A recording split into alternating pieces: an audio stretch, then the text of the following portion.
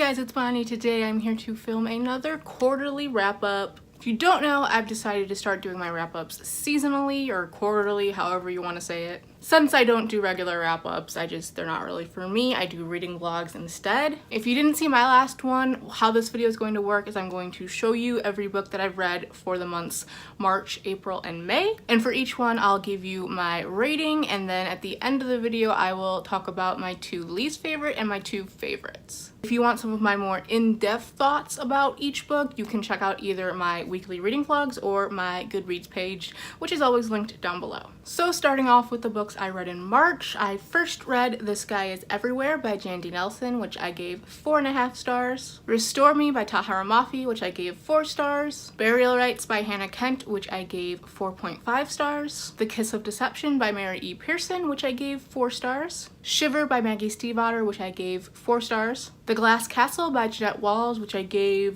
4.5 to 5 stars, somewhere in there, so really good. Dangerous Girls by Abigail Haas, which I gave 4 stars. And Ready Player One by Ernest Cline, which I gave 3 stars. Then to start out April, I read Scarlet by Marissa Meyer, which I gave 4 stars. The Heart of Betrayal by Mary E. Pearson, which I gave 3.5 stars. Truth Witch by Susan Dennard, which I gave 5 stars. Side Effects May Vary by Julie Murphy, which I gave 2 stars. Linger by Maggie Stiefvater, which I gave 3 stars. Forever by Maggie Stiefvater, which I gave 3.5 stars. Wind Witch by Susan Dennard, which I gave 4 stars. Every Day by David Levithan, which I gave 4 stars. Persuasion by Jane Austen, which I gave 4 stars. Cress by Marissa Meyer, which I gave 4 stars. So now with May's reads, A Court of Frost and Starlight by Sarah J. Maas, which I gave 4 stars. Winter by Marissa Meyer, which I gave 3 stars. The Girls by Emma Cline, which I gave 4 stars, or 3.5 stars. Something like that. Emergency Contact by Mary H.K. Choi, which I gave 3 stars. Female of the Species by Mindy McGinnis, which I gave 5 stars. Sorta Like a Rock Star by Matthew Quick, which I gave 3.5 stars. Three Dark Crowns by Kendara Blake, which I gave 4 stars. And wrapping up May, Down Among the Sticks and Bones by Shannon Maguire, which I gave 5 stars. So now I'm going to talk about my 2 least favorite and my 2 favorite books that I read throughout this reading wrap up. Starting with my least favorite, the first one is Side Effects May Vary by Julie Murphy. I just did not like this book at all. I mean, the main character is really unlikable, and normally that's fine for me. I can enjoy a book and still, not like the character, but this character just, the way that it was tried to be redeemed and just I don't know, there was something about her that I just really did not like.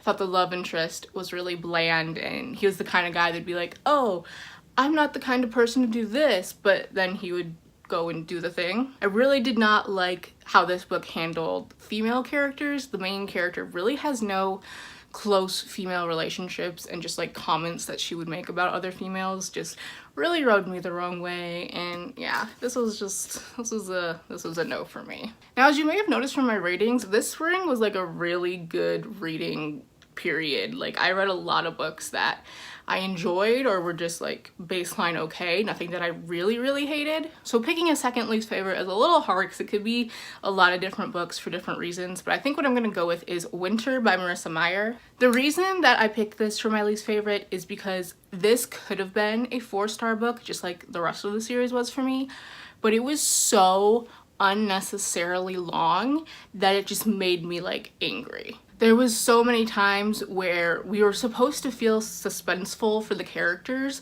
but there was so much book left that you knew nothing was gonna happen to them.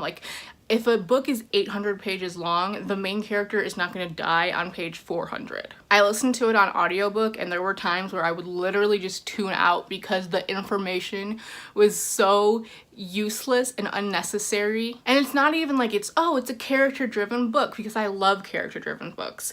But this was mainly plot/action based, and still the plot didn't seem to really matter. I wish that this was filled up with a bunch of character moments, because I really do like the characters in this series, but it just wasn't. So it had the potential to be a 4-star, but it just it just blew it because it was overwritten, ridiculously overwritten. Now moving on to my two favorites. The first one is Truth Witch by Susan Dennard.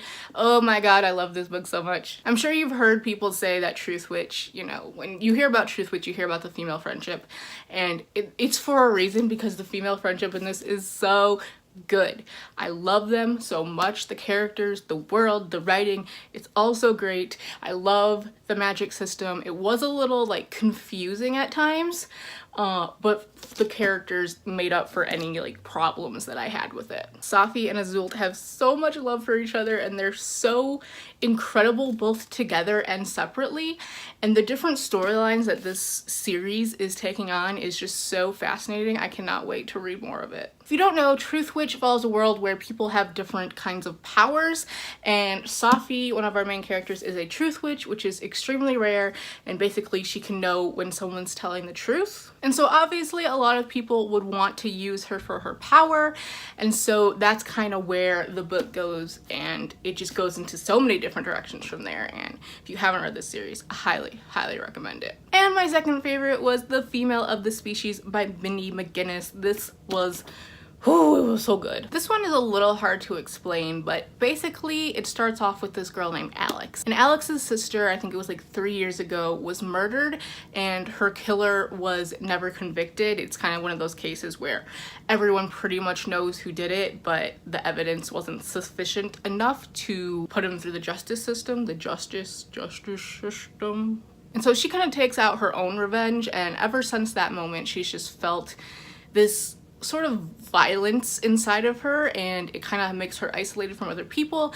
But in this, she starts to get kind of closer to some people, and the path that they go down just winds up to some situations. At the heart of this book is really just a commentary on rape culture and just a lot of like feminist issues and, you know, things that rise from that. I don't know how to explain this book. It was just really good. If this sounds at all interesting to you, I highly recommend it. It's one of those where you kind of just have to go into it and see what it's all about. Obviously trigger warnings for rape and violence, I feel. Yeah, definitely violence. It was just so different, I feel, from most especially young adult books that I've read, and it was just so captivating. Like I couldn't stop reading it. It was amazing. So please read this one if you haven't. Okay, so that does it for my spring reading wrap up. It was a pretty good reading period here. We read a lot of great books.